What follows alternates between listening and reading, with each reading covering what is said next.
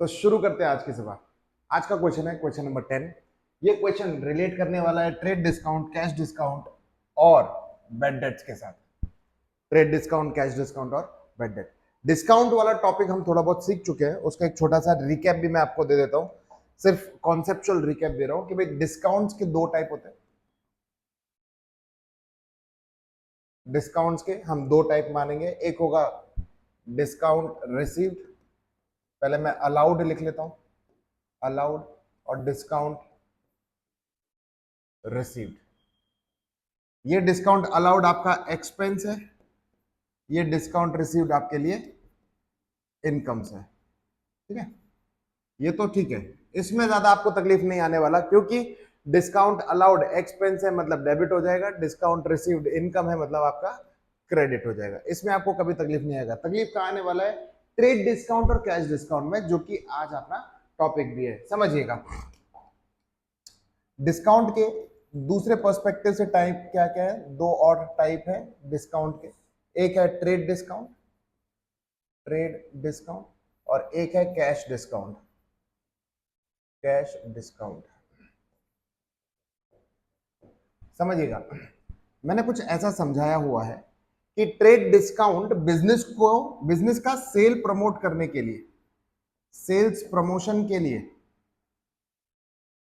जो आप डिस्काउंट देते हो वो हो जाएगा आपका ट्रेड डिस्काउंट। और कैश को जल्दी जल्दी, क्विकली, प्रॉम्प्टली ऑब्टेन करने के लिए, कैश कलेक्शन के लिए जो आप डिस्काउंट देते हो वो हो जाएगा आपका कैश डिस्काउंट। लेकिन इसके अलावा जो इंपॉर्टेंट चीज है वो ये है कि ट्रेड डिस्काउंट कभी भी रिकॉर्ड नहीं किया जाता। मैं ऐसा बोलता हूं कि कटता है लेकिन दिखता नहीं है। ठीक है, वो ट्रेड डिस्काउंट की बात करूंगा।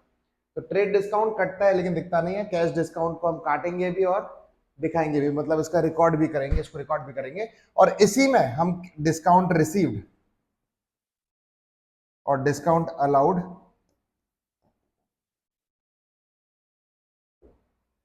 के अकाउंट बनाएंगे। ठीक है, चलिए। तो क्वेश्चन शुरू करने से पहले हम शुरू करेंगे हेडिंग से। हेडिंग क्या आएगी? Journal entry in the books of परमेश्वर लिखा हुआ है, परमेश्वर। Journal entry in the books of परमेश्वर, देखिएगा।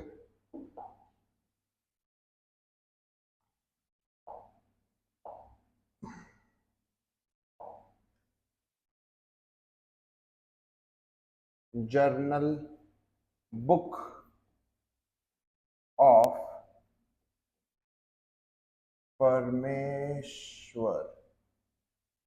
स्पेलिंग तो सही लिखी है ना मैंने? परमेश्वर, यस। भगवान से थोड़ी कम बनती है ना।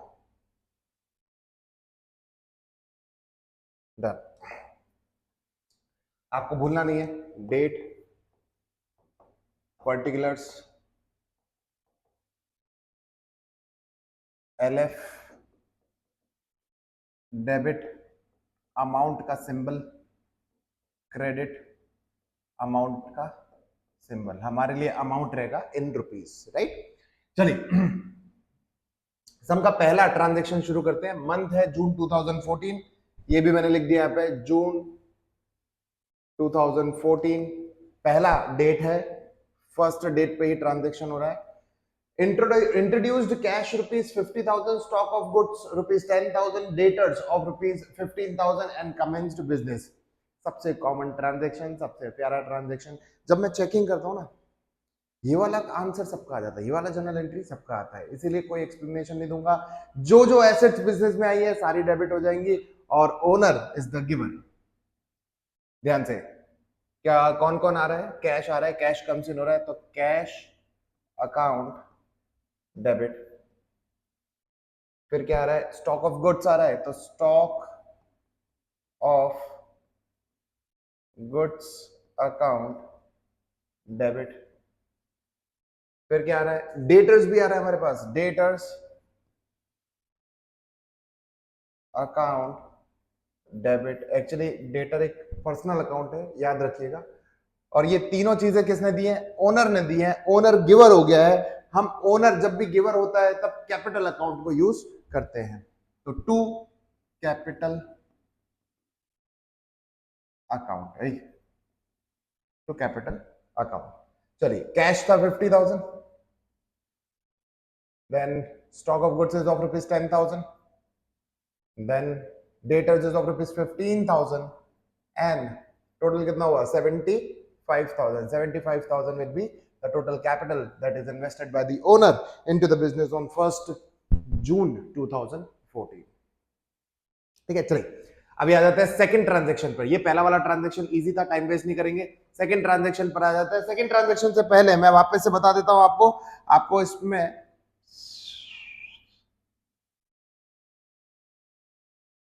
आपको नरेशन लिखना रहेगा और नरेशन के बाद ही कोई भी जर्नल एंट्री को क्लोज करना रहेगा। ठीक है, सेकंड पर आते हैं। सेकंड क्या बोल रहा है कि 10% loan of 20,000 is borrowed from Shrimati Sharda. Shrimati Sharda से, एसएमटी को हम पढ़ेंगे श्रीमती, श्रीमती शारदा से हमने 20,000 रुपीज का लोन लिया है। लोन एंड इंटरेस्ट करके जो क्वेश्चन था, क्वेश्चन नंबर 9 या 10 होगा, मुझे याद नहीं अच्छे से, 9 होगा शायद, एक बार देख लीजिएगा, उसका भी वीडियो बना चुका हूं। वैसे तो देख ही चुके होंगे, लेकिन जब भी हम लोन लेते हैं तो कैश या बैंक कम्स इन। ठीक है, तो सेकंड डेट पे, I am sorry, second date पर बिजनेस में कैश कम्स इन। कैश अगर उसने लोन दिया होगा हमको चेक के थ्रू तो बैंक अकाउंट डेबिट। जहां पे आप कंफ्यूज्ड हो कि कैश अकाउंट डेबिट करूं या बैंक अकाउंट डेबिट करूं, कुछ लिखा नहीं है। और लोन बैंक में भी मिल सकता है, नॉर्मली बैंक लोन बैंक से मिलता है। श्रीमती शारदा से हमने ऐसे पैसा उठा लिया होगा, 10-20 हजार रुपए ऐसे कैश ले लिया होगा, तो कैश अकाउंट डेबिट करना ज्यादा बनता है। लेकिन अगर आप कंफ्यूज हो तो कैश और बैंक अकाउंट इस तरीके से आप लिखेंगे जैसे मैंने लिखा है, ऑफ रुपीज 20,000 और यहाँ पे गिवर है Sharda, Shrimati Sharda is giver. Shrimati Sharda personal account है, लेकिन लोन लेते टाइम पे हम क्या एंट्री करने वाले हैं, हम बोलेंगे टू 10% श्रीमती शारदा लोन। ठीक है, अमाउंट रहेगा अगेन 20,000 का। आपको पता है क्या करना है, नरेशन लिखना है और जर्नल एंट्री क्लोज करनी है। रिमाइंडर दे देता हूं, लोन लेते समय सिर्फ गिवर का नाम नहीं लिखते हैं, है ना। अच्छा, लोन बोरोड ये भी एक पर्सनल अकाउंट है, लायबिलिटी होती है ये। ठीक है, तो उसके साथ हम जिस पर्सन ने लोन दिया है उसका लोन लिख देते हैं, राइट। एंड परसेंटेज काउंट नहीं करना है, याद रखना, ये वाला डाउट आता है सर 10% काउंट कब करना है, अभी नहीं करना है, या तो जब क्वेश्चन में बोला गया होगा तब काउंट करना, साल के एंड में काउंट करना। 12th में ये परसेंटेज काउंट करने का तरीका ज्यादा इंपॉर्टेंट है, तो ये 11th में इतना ज्यादा नाटक आता नहीं है। ठीक है, तो यहाँ पर जो लोन लिया था उसका एंट्री हमने कर दिया, कैश और bank account debit to 10% Shrimati Sharda's loan account. Third transaction पर आते हैं, चलिए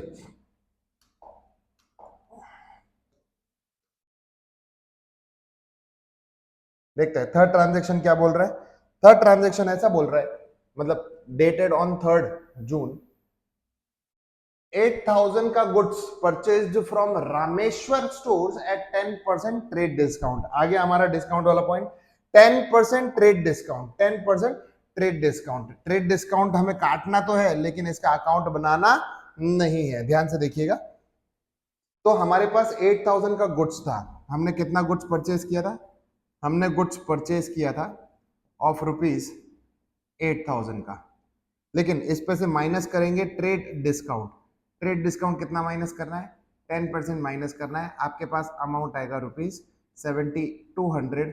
जैसे ही ये नया अमाउंट आएगा ट्रेड डिस्काउंट माइनस करने के बाद, आप बोलोगे मेरा परचेज इतना नहीं है, मेरा परचेज कितना है, इतना है, कितना है, इतना, इतना कितना 7,200 जितना। ठीक है, याद रखना है इस चीज को, याद रखना है इस चीज को, याद रखना है इस चीज को कि ट्रेड डिस्काउंट माइनस करने के बाद जो अमाउंट आएगा उसको हम अपना परचेज या फिर सेल मानेंगे। हमने गुड परचेज किया था 8000 का, 8000 की एंट्री करेंगे नहीं, क्यों? क्योंकि 10% का जो ट्रेड डिस्काउंट लगाना है वो ट्रेड डिस्काउंट कभी भी दिखाना नहीं है।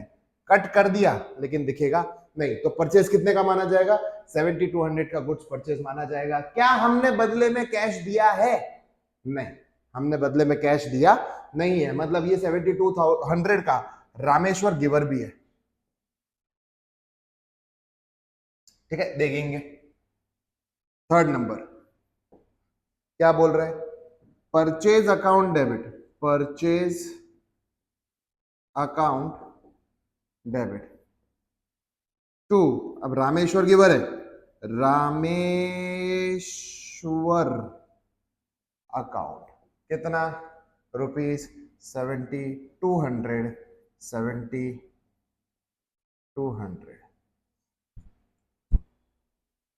खत्म हो गया ट्रांजेक्शन। ट्रेड डिस्काउंट हो ना सिर्फ, तो कोई बड़ी बात नहीं आती है। डिस्काउंट के बाद कैश डिस्काउंट आएगा ना जब, उसमें थोड़ा सा अपने अच्छे से ध्यान देंगे। चलिए क्या बोल रहे हैं नेक्स्ट ट्रांजेक्शन में? नेक्स्ट ट्रांजेक्शन में ऐसा बोल रहे हैं कि goods of rupees 5000 sold to Gayatri stores and 10% trade discount. यहां पे हमने गुड्स परचेज किया था थर्ड में, फिफ्थ में हम वही ट्रांजेक्शन देखेंगे बट सेल वाला। देखिएगा सेम चीज करने वाला हूं, ये थर्ड के लिए था, अब फिफ्थ के लिए देखिए, फिफ्थ डेट के लिए क्या बोल रहे हैं? Goods of rupees 5000 sold to Gayatri, तो हमारा सेल्स लग रहा है हमको 5000 रुपीज का, लेकिन लेकिन लेकिन मेरे प्यारे प्यारे दोस्तों, इसमें से माइनस किया जाएगा आपका प्यारा trade discount. Trade discount 10% minus करने के बाद आपके पास वैल्यू आएगी रुपीज 4500। जैसे ये 4500 आया, आपको ये वाला सेल कैंसिल कर देना है और इसको बनाना है अपना नया सेल्स। इससे ट्रेड डिस्काउंट माइनस भी हो गया और ट्रेड डिस्काउंट दिखेगा भी नहीं। यहां पे भी उधार में ट्रांजैक्शन हुआ है, यहां पे भी हमने कैश पे किया नहीं है। यानी कि गायत्री स्टोर्स, जो कि third party, third artificial person है, ये गायत्री स्टोर्स रिसीवर हो गया, इसलिए गायत्री स्टोर्स का अकाउंट हम डेबिट कर देंगे ऑन डेट 5 जून। देखते हैं तो गायत्री, गायत्री सेम स्पेलिंग है ना, Gayatri, yes, Gayatri stores account debit, Gayatri stores account debit to sales account. Sales आपके लिए रहेगा 4500 का, इसीलिए गायत्री भी रिसीवर है ऑफ रुपीज 4500। अगर अपने को ये भी नहीं आता है ना, तो अपने को वो करना चाहिए जो मैं ऑनलाइन बोल नहीं सकता। ठीक है, बोल सकता हूं, क्यों नहीं बोल सकता? ऑनलाइन पढ़ाई करनी चाहिए, ठीक है, ज्यादा पढ़ाई करनी चाहिए। चलिए चलिए चलिए, अभी नेक्स्ट ट्रांजेक्शन पर आते हैं। डिस्काउंट्स में ये वाला जो ट्रांजेक्शन आएगा अभी 7 नंबर का ट्रांजेक्शन, ये थोड़ा सा इंपॉर्टेंट है। मैं बाकी सब कुछ खाली कर देता हूं सो दैट आपको समझने में, अच्छे से समझाने में मैं कंफर्टेबल रहूं।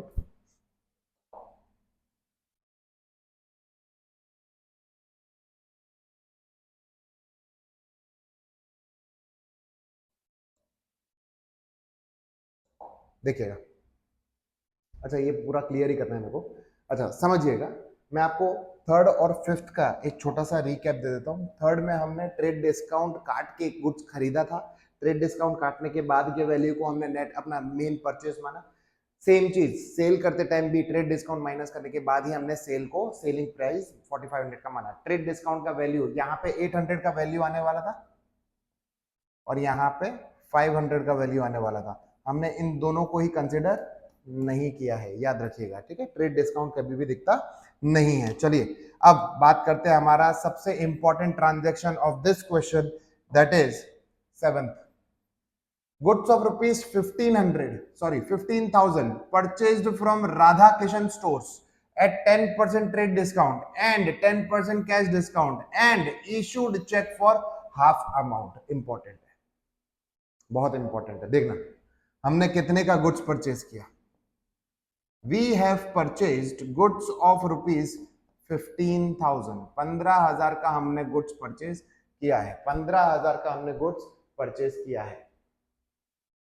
15,000 का गुड्स परचेज कर दिया, लेकिन पहले ही माइनस किया जाएगा, ट्रेड डिस्काउंट माइनस किया जाएगा 1500, कितना परसेंट, 10% है ना। मैं अमाउंट नहीं लिखता, अमाउंट लिखते हैं ना तो बच्चों को ऐसा लगता है कि अमाउंट कहीं ना कहीं रिकॉर्ड होगी, तो मैं माइनस करता हूं 10%। हमारे पास वैल्यू आ जाएगी ऑफ रुपीज 60, सॉरी 13,500 जितना वैल्यू हमारे पास आ जाएगा। तो जैसे ही मेरे पास ये वैल्यू आया, मैं इसे परचेज मानूंगा नहीं, मैं अपना परचेज किसको मानूंगा, 13,500 को परचेज मानूंगा। ठीक है, परचेज है मेरा 13,500।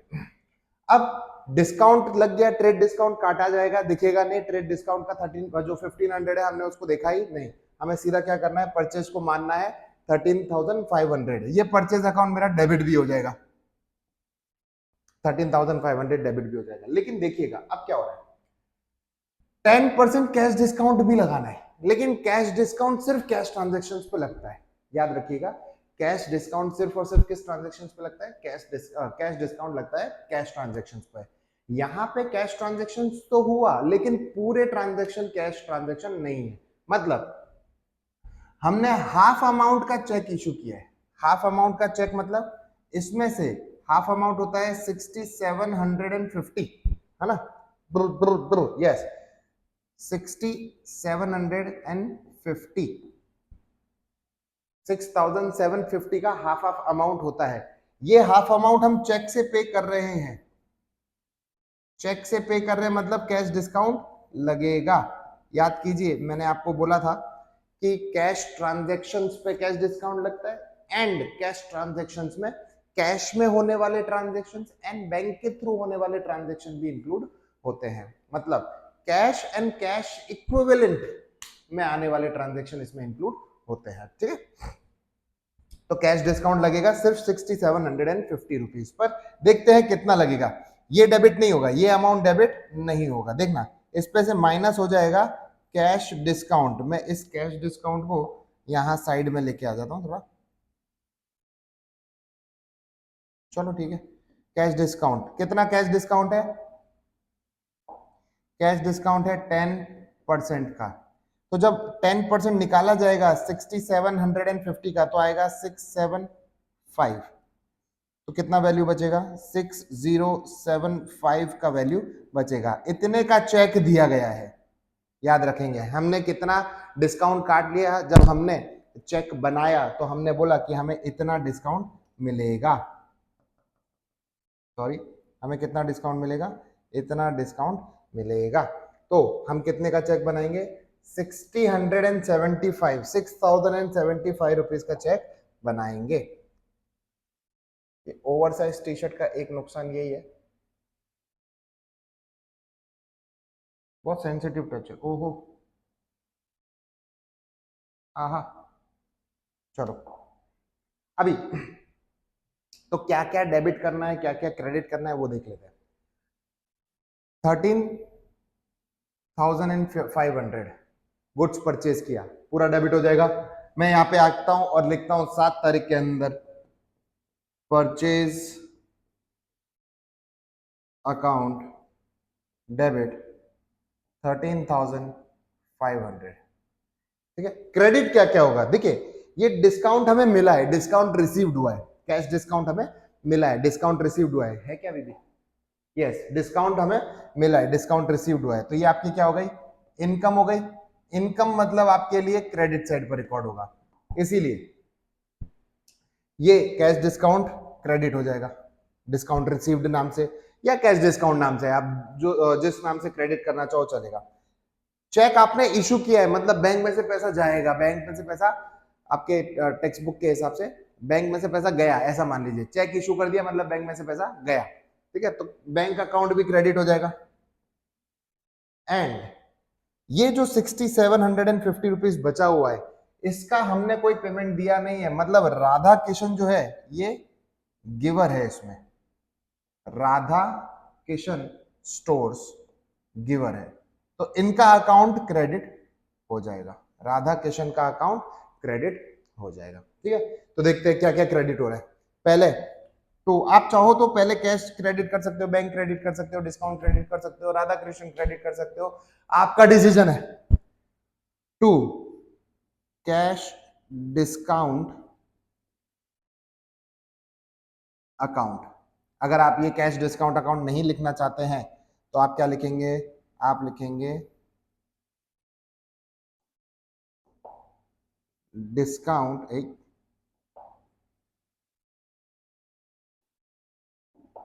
आप लिखेंगे डिस्काउंट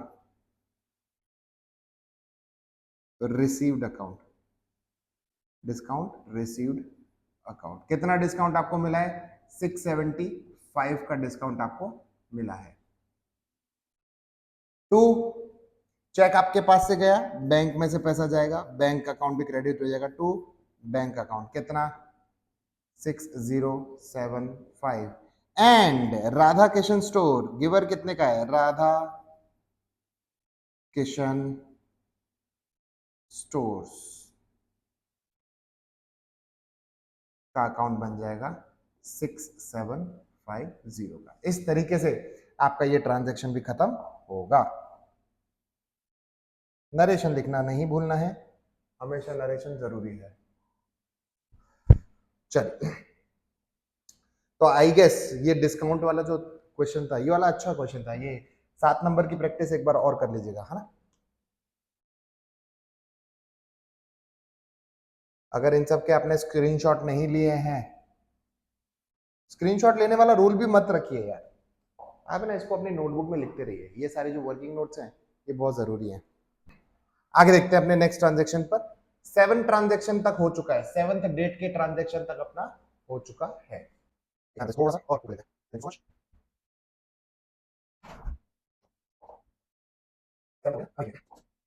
नेक्स्ट ट्रांजेक्शन है 10th वाला।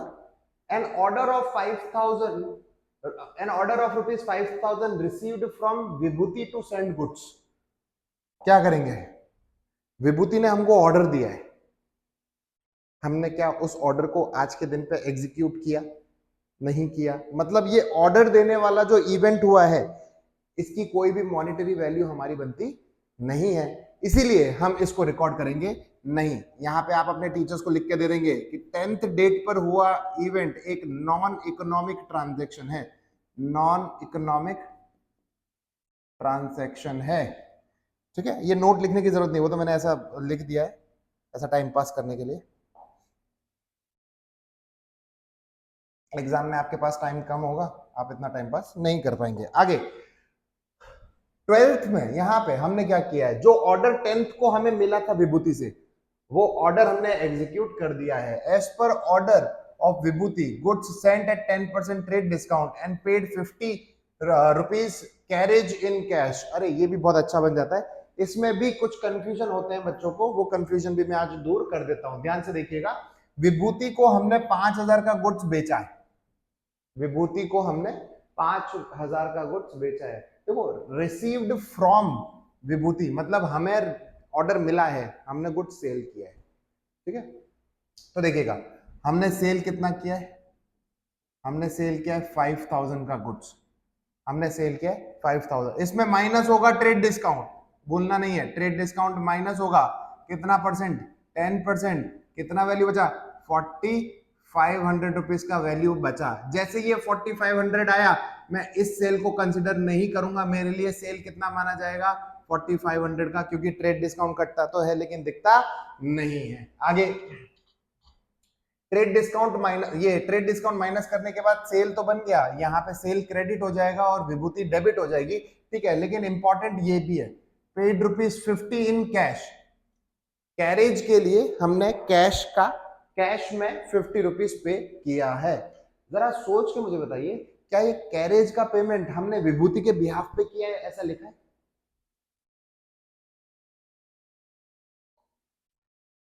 कहीं नहीं लिखा है।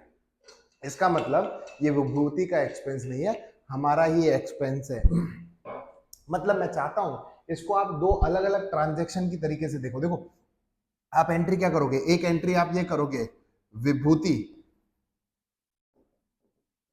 To sales, Vibhuti to sales 4500 4500। दूसरी एंट्री आप क्या करोगे, कैरेज टू कैश 50-50। ये दो एंट्रीज आपको करनी पड़ेंगी एक ट्रांजैक्शन में। इन्हीं दोनों को मैं कंबाइन करके यहां पे आंसर बनाने वाला हूं। देखिएगा 12th विभूति अकाउंट डेबिट होगा, विभूति भी डेबिट हो रही है और कैरेज भी डेबिट हो रहा है, दोनों को डेबिट कर दूंगा मैं। विभूति और कैरेज दोनों डेबिट हो जाएंगे। देखिएगा Vibhuti account debit, Vibhuti account debit, carriage account debit, to to to to to sales account to cash account. देखेंगे to sales account to cash account. चलिए अमाउंट लिखूंगा, अमाउंट बाद में इसलिए लिख रहा हूं सो दैट एक छोटा रिविजन भी हो जाए। विभूति का अकाउंट हमने डेबिट किया 4500 से, विभूति अकाउंट डेबिट 4500। कैश का अकाउंट डेबिट किया 50 रुपीज से, cash account debit 50 rupees. Carriage, cash नहीं कैरेज, कैरेज अकाउंट डेबिट किया 50 रुपीज से, carriage account debit 50 rupees. Sales account credit किया है 4500 और कैश अकाउंट क्रेडिट किया है 50। अगर यहां पे लिखा होता कि paid ₹50 carriage in cash on her behalf, तो ये 50 रुपीज का जो कैरेज है ना, ये नहीं लिखता मैं। ये 50 रुपीज कहां इंक्लूड हो जाते, विभूति के अकाउंट में मैं इंक्लूड कर देता। ठीक है, ये जो कॉमन मिस्टेक्स है कुछ बच्चे करते हैं। चलिए आने वाला ट्रांजैक्शन देखते हैं। नेक्स्ट ट्रांजैक्शन जो है वो है, अरे भाई साहब, Vibhuti became insolvent and bad debt recorded of ₹300 and a cheque received for remaining account. Vibhuti insolvent हो गई, विभूति क्या हो गई, इंसॉल्वेंट हो गई। इंसॉल्वेंट का मतलब दिवालिया घोषित हो गई, कंगाल हो गई। मतलब उसकी एसेट्स इतनी इनफ नहीं है कि वो अपनी एक्सटर्नल लायबिलिटीज को पे ऑफ कर सके। मतलब बेड डेट हो गया हमको। कितने का बेड डेट हो गया?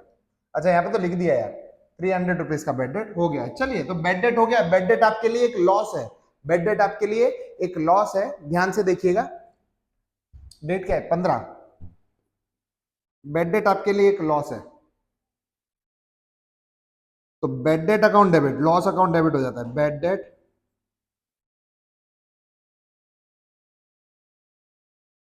Account debit. रिमेनिंग अमाउंट का आपको चेक मिल गया है, रिमेनिंग अमाउंट का चेक मिल गया, मतलब बैंक में पैसा आएगा, bank account debit, bank account debit. और विभूति का अकाउंट हम क्लोज करेंगे टू विभूति अकाउंट। ठीक है, देखेंगे कितना लेना था विभूति से, 4500 रुपीज लेना था। मैंने 4500 रुपीज से विभूति का अकाउंट क्लोज कर दिया। अब इसमें से 300 रुपीज मुझे नहीं मिले, मुझे बचे हुए 4200 मिल गए। जो 300 नहीं मिले वो मेरा बैड डेट हो गया, बचे हुए 4200 रुपीज मुझे मिल गए। ये एंट्री देख लीजिए, बहुत प्यारी एंट्री है, एक बार रिकैप लेके देख लीजिए, मैं जब तक आगे बढ़ता हूं।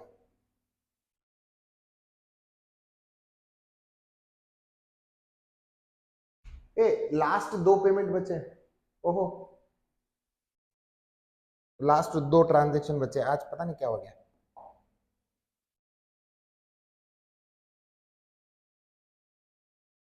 इतने में तो हो जाएगा शायद।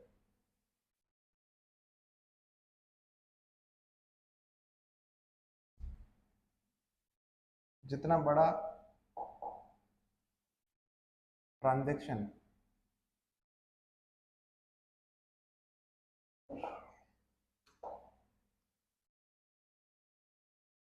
चलिए ध्यान दीजिएगा। नेक्स्ट एंट्री क्या बोल रही है, नेक्स्ट ट्रांजैक्शन क्या बोल रहा है 16th का, कि on payable amount to Anoop of ₹1050 paid ₹1000 by cheque and settled the account. Account को सेटल कर दिया। सेटल कर दिया मतलब क्या, कि भाई अनूप को हम पे करेंगे कितना 1050, लेकिन हमने क्या बोला, अनूप भाई ठीक है ना, 1000 रुपीज रखो, क्या चिल्लर के पीछे। तो 50 रुपीज का अमाउंट हमें एज अ डिस्काउंट मिल गया। और हमने बोला अनूप भाई अकाउंट सेटल, अब ना तुम मेरे को जानते हो ना मैं तुम्हें जानता हूं, तुम तुम्हारे रास्ते मैं मेरे रास्ते, इस हिसाब से हमने 50 रुपीज का क्या कर लिया, डिस्काउंट रिसीव कर लिया। एंट्री देखिएगा 16 नंबर को, Anoop is the receiver, Anoop account debit, पूरा अकाउंट क्लोज करेंगे अनूप का। टू कैश अकाउंट, चेक नहीं दिया था ना, कैश दिया था ना, अरे चेक दे दिया था तो कैश अकाउंट नहीं आएगा। To bank account,